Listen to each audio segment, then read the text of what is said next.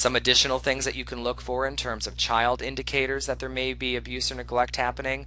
If the children are consistently hungry, if they have very poor hygiene, or if they're dressed just grossly inappropriate for the weather. If you see children begging or stealing food, that may indicate that neglect is occurring.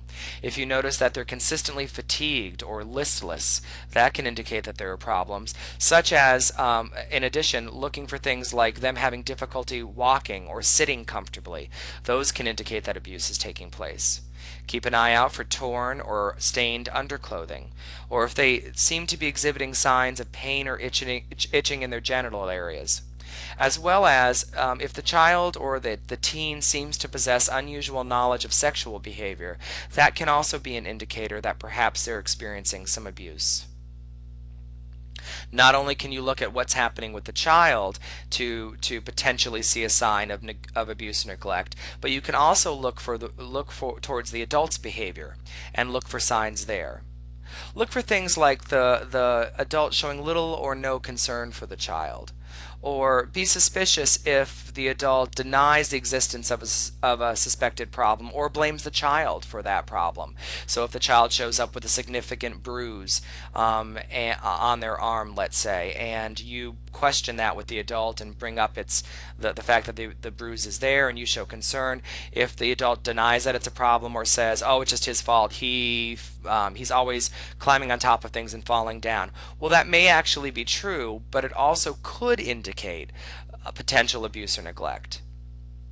Also be suspicious if the adult requests that our staff members use harsh physical discipline with the child, which, by the way, we will never do.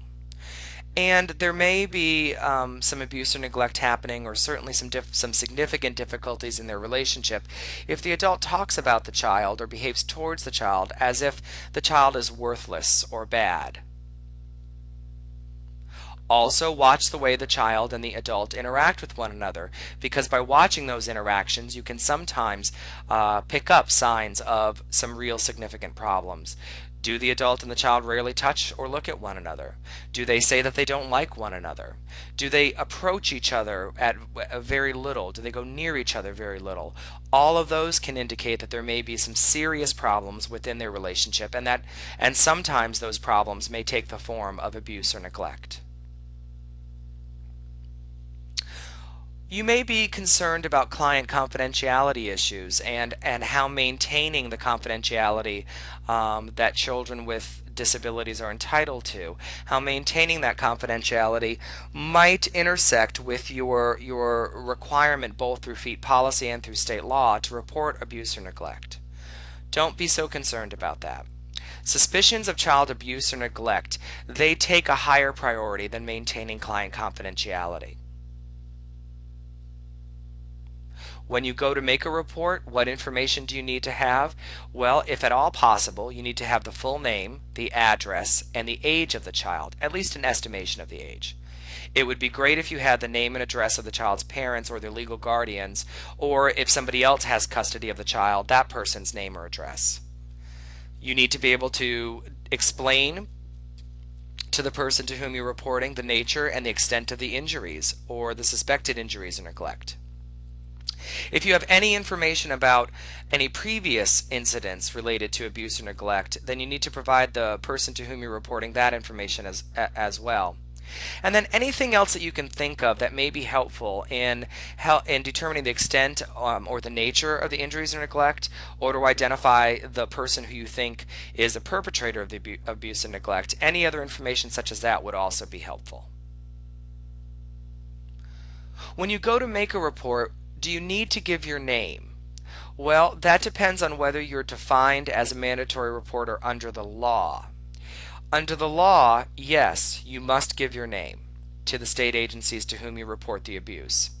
According to our interpretation, you're a mandatory reporter under the law if you're a supervisor in any FEET program, and that includes people such as our executive director, our clinical services director, any of our program directors, teachers, senior lead clinicians, or lead clinicians.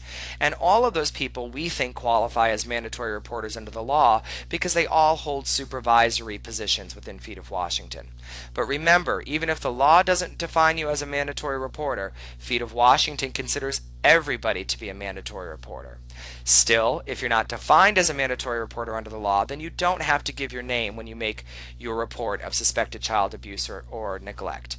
However, we do require that you give your name to our executive director and our clinical services director so that we can make sure that we do the follow-up that we need to do.